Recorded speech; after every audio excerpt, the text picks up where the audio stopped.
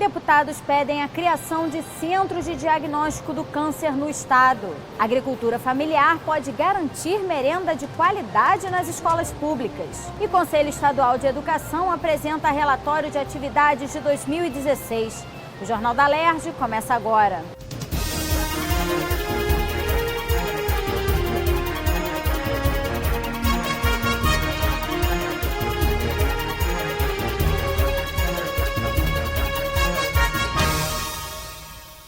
Boa noite.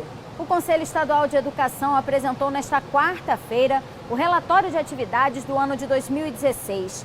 Entre os itens do documento está a autorização concedida para que a Escola do Legislativo da Alerj realize cursos de pós-graduação. A apresentação faz parte de uma exigência prevista na Lei de Responsabilidade Educacional, criada pelo deputado Conte Bittencourt.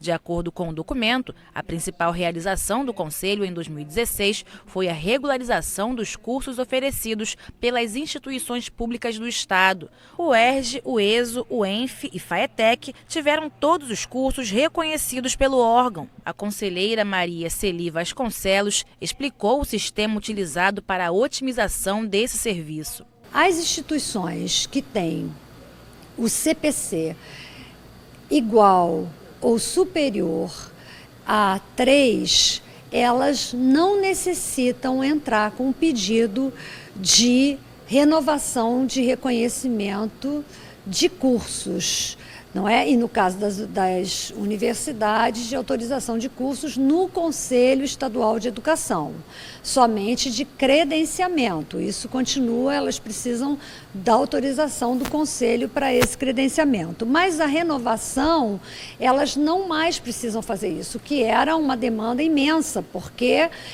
a cada 3, 5 anos havia essa necessidade. Outra informação trazida pela conselheira é que a partir deste ano, a Escola do Legislativo da Alerj está autorizada a realizar 2 cursos lato sensu de pós-graduação, um de gestão do Poder Legislativo e outro de capacitação de recursos. São 2 cursos que, penso, podem contribuir muito, não só com funcionários, servidores do Estado, mas talvez até abertos ao público. Eles estão totalmente autorizados para que a Alerj possa oferecê-los através da Elerj.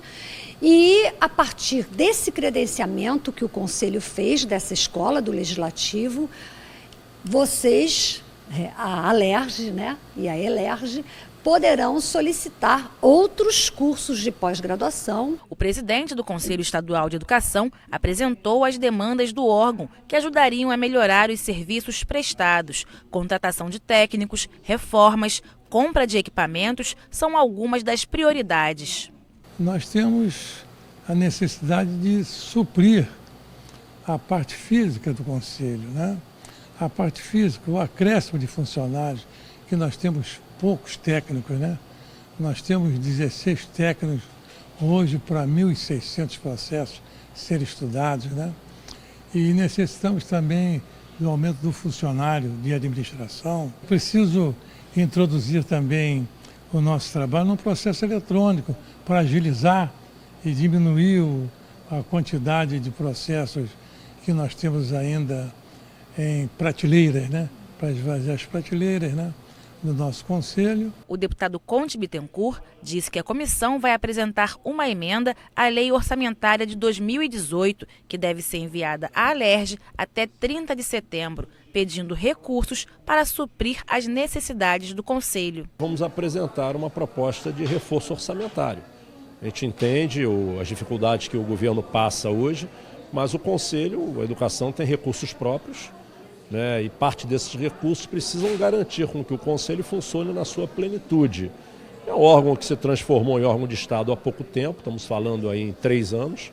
É todo um aprendizado que está se estabelecendo nessa relação Conselho-Secretaria de Estado de Educação, mas tenho certeza que nós estamos avançando. Racionalizar os custos e integrar a agricultura familiar com os diretores das escolas estaduais para que os alunos tenham merenda escolar de qualidade.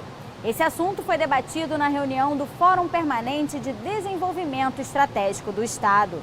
Participaram do encontro representantes da SEDUC, Emater, Rio e da UERJ. A Universidade Estadual vai desenvolver um aplicativo para ajudar os trabalhadores rurais e os diretores escolares a racionalizar as compras e saberem o que é produzido nas regiões do estado. A UERJ vai fazer um trabalho de mapeamento dos pequenos produtores rurais para que comercializem produtos saudáveis da merenda escolar. A nossa participação, e para nós é motivo de muita satisfação poder estar interagindo nesse processo, é de justamente com base na utilização das ferramentas de geotecnologias, né, construirmos uma plataforma que permita a visualização desses produtores, o que eles produzem, de maneira que facilite sobremaneira a ação dos diretores para identificar o conjunto de produtores que eles poderão acessar para compor então a sua pauta de produtos para a merenda escolar. Né? A UERJ ela vem trazendo justamente o conhecimento da geotecnologia, que é algo extremamente importante para a gestão e que a gente usa pouco no estado. Então a gente está falando aqui da possibilidade de experimentar na prática como a informação numa plataforma e o cruzamento de dados podem gerar de fato ações e a decisão do gestor que está na ponta a respeito do que ele precisa fazer. Evitar o desperdício na chegada dos alimentos, fazer com que a entrega seja realizada no dia combinado e que não haja atraso. O problema é que das 1.243 unidades escolares estaduais, cada uma tem uma peculiaridade. Existem aquelas que só têm um turno, outras com 2 e até 3 turnos. Muitas vezes não se consegue entregar os alimentos porque não há quem receba e a dificuldade de estacionamento é grande. Tudo isso gera problemas na distribuição. A gente tem que se preocupar muito com perdas e desperdícios do alimento, né, que é uma situação assim que se agrava no Brasil, né? E a Secretaria de Educação tem muita preocupação, tem pessoas específicas definidas na escola que recebem esse alimento, que processam esse alimento.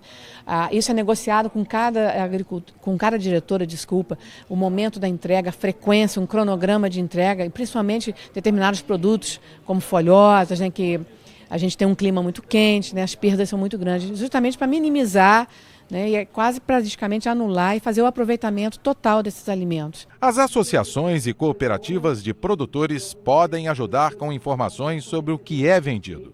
Fixar o homem no campo com a valorização do trabalho são metas importantes para uma política pública. Queremos que esse agricultor tenha aonde vender e evite que ele venha ocupar espaço nas periferias, atraído pelo tráfico de drogas e por outras situações que vão causar um gasto maior do Estado em termos de segurança pública.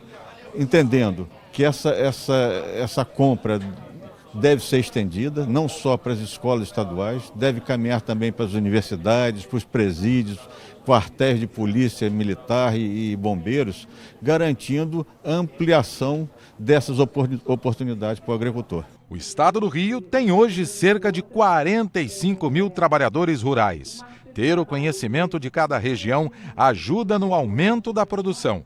Os municípios de Nova Friburgo, Teresópolis e Sumidouro são destaques no projeto junto à Emater e à Secretaria de Agricultura na qualidade e na quantidade do que é produzido. A ideia é expandir o trabalho para outras regiões. Nós elegemos esses 3 municípios, né, ambos, né, da região serrana, principalmente pelo critério que já se destacaram, né, na oferta da alimentação escolar, um trabalho feito sobretudo pela Emater, especialmente Nova Friburgo, que inclusive ganhou o prêmio de boas práticas de ATER, promovido pelo antigo MDA, o Ministério. E esse mapeamento, a gente está levantando o nome, a identificação do agricultor, os produtos que ele produz, qual é o contato dele, seja e-mail ou telefone, e o posicionamento geográfico, georreferenciamento da propriedade dele. O objetivo desse fórum é exatamente ofertar para o nosso diretor uma carteira de agricultores, ou seja, aumentar a oferta para ele. Ele vai ter um número de produtores que possam ofertar merenda de qualidade, com maior economicidade e com uma boa logística. Ou seja, dar publicidade a esse agricultor, né? Publicitar esse agricultor local. A próxima reunião da Câmara de Agronegócio será dia 21 de junho, quando dados vão ser apresentados para os diretores de escolas, onde a ideia é facilitar a chegada dos produtos para a merenda escolar. Funcionários de postos de combustíveis do Rio podem passar a trabalhar com com máscaras. O projeto do deputado Gilberto Palmares recebeu parecer favorável na Comissão de Constituição e Justiça nesta quarta-feira. O objetivo do parlamentar é proteger os frentistas da exposição a gases tóxicos que compõem os combustíveis, como o benzeno, por exemplo.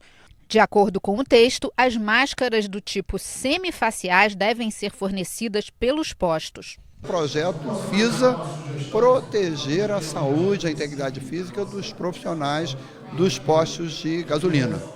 É evidente, eu quero dizer aqui, que nós vamos, inclusive, aprovado aqui na CCJ, promover uma audiência pública para conversar com profissionais de saúde, para ouvir o sindicato representativo dos frentistas e para ouvir os próprios frentistas, para eventualmente aperfeiçoar o projeto. Mas a ideia dele é proteger a saúde dos profissionais de postos de gasolina, particularmente os frentistas. Outro projeto analisado na CCJ é o que propõe alterações ao programa de incentivo à produção de cervejas e chopes artesanais no estado. A proposta recebeu parecer favorável do relator, deputado Chiquinho da Mangueira.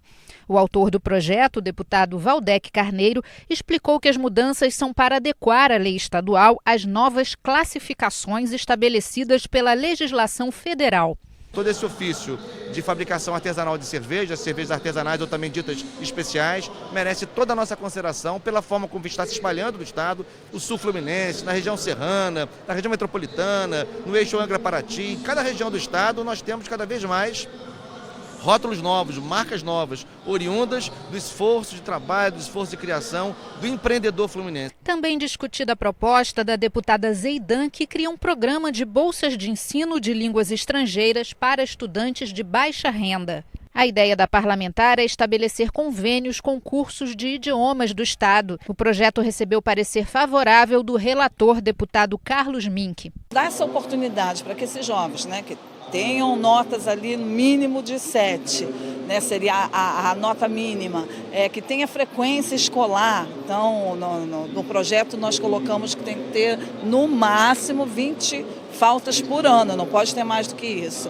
Então, essa criança ela pode ser incentivada com uma bolsa de estudos para que esse jovem tenha acesso a um idioma. Um idioma é a escolha, ou o inglês, ou o espanhol, ou o francês, ou o italiano, seja o idioma que for.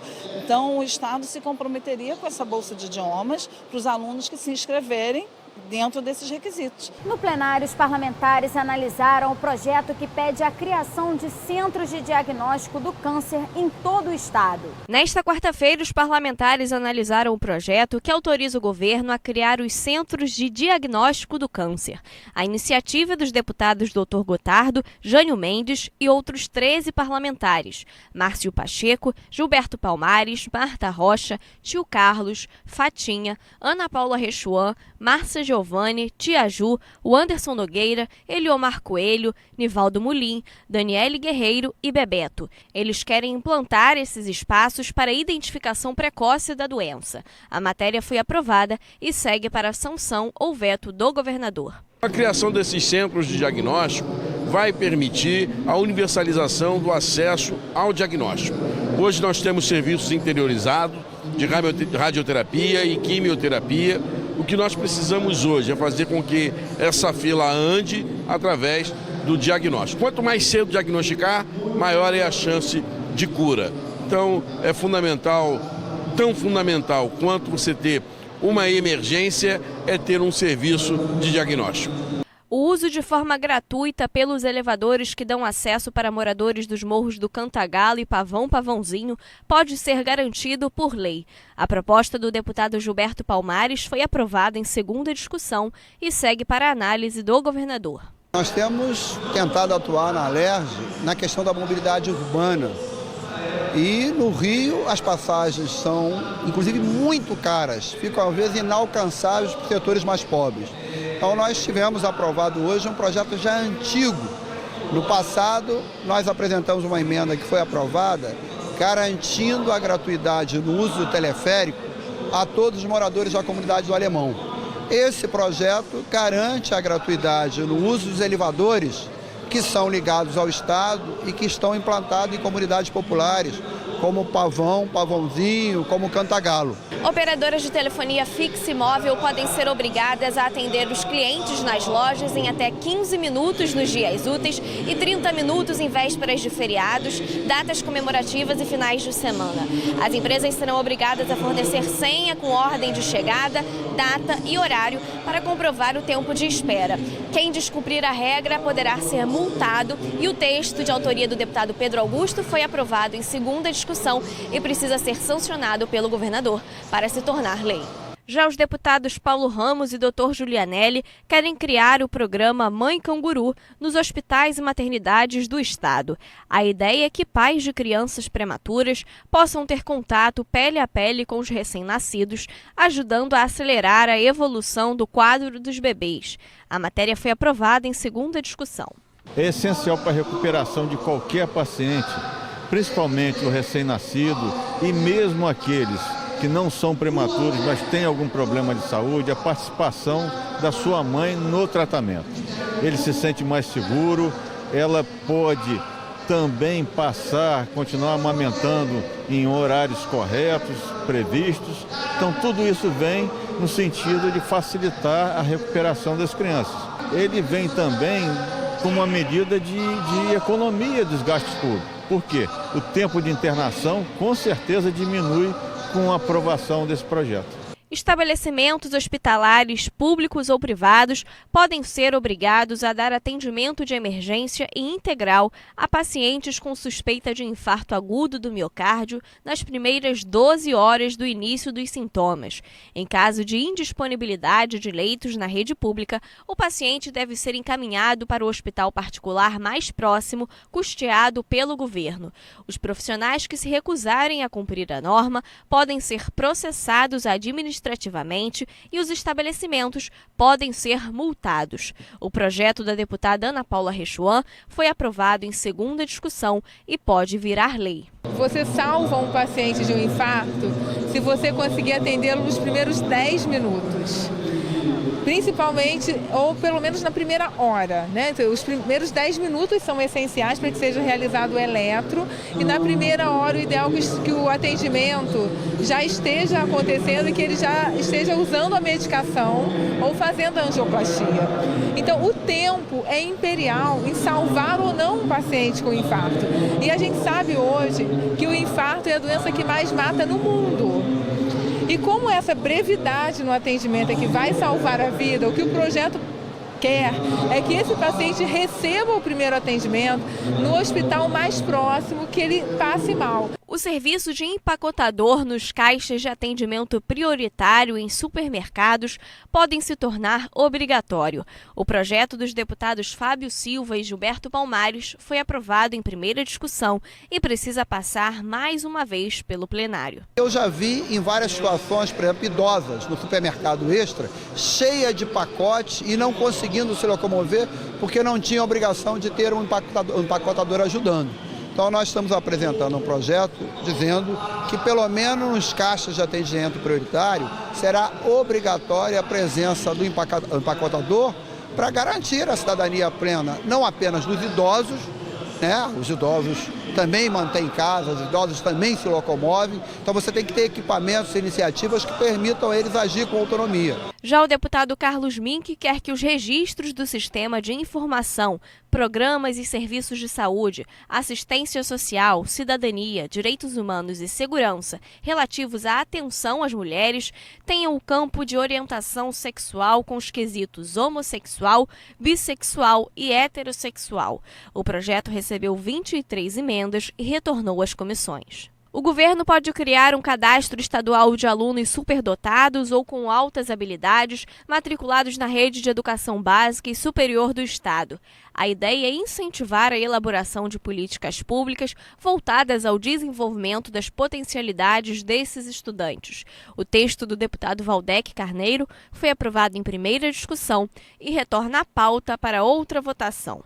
Nós achamos que um instrumento importante, a exemplo do que acontece na esfera federal, é que exista um cadastro estadual mapeando quem são esses alunos, onde eles estão matriculados, em que etapa de escolaridade eles estão matriculados, que saltos, que esses alunos muitas vezes eles dão saltos acrobáticos no seu percurso de escolaridade, porque eles se apropriam de conteúdos correspondentes a uma determinada etapa de escolaridade muito antes da faixa etária dita própria para aquele tipo de competência, aquele tipo de saber. Então é muito importante ter um bom mapeamento, uma boa cartografia desses alunos, saber onde estão, em que etapa de escolaridade se encontram, qual é exatamente a natureza da sua superdotação, para que as políticas públicas possam atendê-los de forma mais efetiva. E a deputada Lucinha quer autorizar o governo a fazer convênios com condomínios residenciais, empresariais, industriais, comerciais e mistos para integrar os sistemas de segurança desses locais, as ferramentas e tecnologias de monitoramento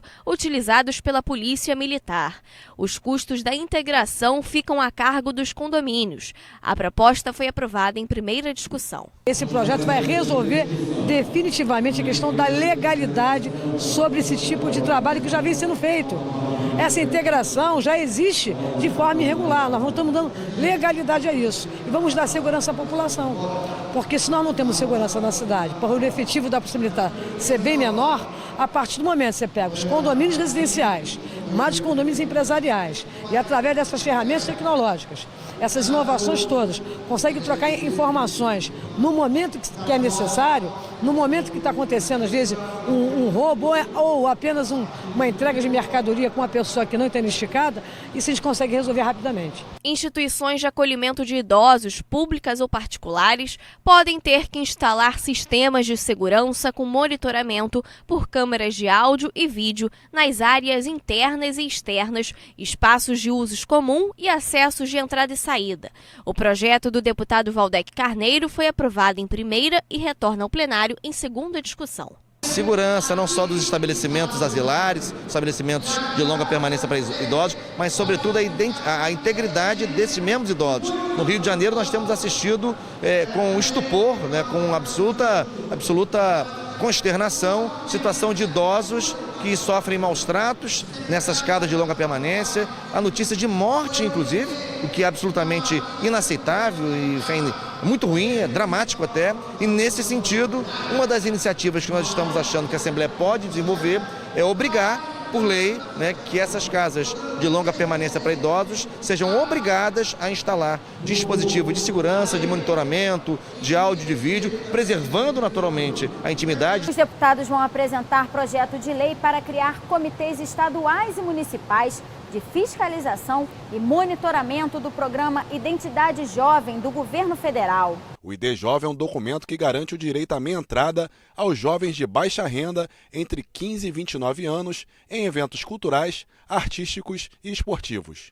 Outro benefício do programa é a gratuidade no sistema de transporte coletivo interestadual. A emissão da Identidade Jovem pode ser feita pela internet ou pelo aplicativo para smartphones. Basta fazer o download do app, preencher os dados cadastrais solicitados e gerar o cartão virtual. Para fazer o cadastro, é preciso ter renda familiar de até 2 salários mínimos e ter o NIS, número de identificação, que pode ser solicitado nos centros de referência de assistência social. Ele só precisa do nome completo, data de nascimento, o nome da mãe e o principal, o número NIS. E assim, ele gerando o seu ID Jovem, ele já pode estar usando os 3 benefícios do programa. A passagem interestadual gratuita, em cada ônibus ou viagem interestadual existem 2 assentos garantidos totalmente gratuitos para o jovem do ID e outros 2 com 50% de desconto. Os outros benefícios do programa são a meia entrada cultural em eventos esportivos, de lazer, como cinema, jogo, teatro, shows. E o terceiro benefício, o jovem sendo estudante, ele pode adquirir das entidades e das instituições de ensino a sua carteira estudantil inteiramente gratuita. A apresentação do ID Jovem na Alerj faz parte do plano de divulgação do projeto em todo o Brasil. Após tirar dúvidas e sugerir ações, os deputados se comprometeram a divulgar o programa nos municípios. Eu sou da região do Sul Fluminense e nós estaremos recebendo lá a Jéssica, que é a superintendente da Juventude do Estado, na sensibilização dos prefeitos municipais e dos serviços de assistência social e educação, para que eles entendam um pouco mais o que é esse projeto, que é um projeto muito simples, que não tem custo algum ao município e que só trará benefício ao jovem. Uma parceria com o Parlamento Juvenil da Alerj foi proposta durante o encontro. O projeto de identidade jovem só atingiu 2% do seu público-alvo, é muito pouco.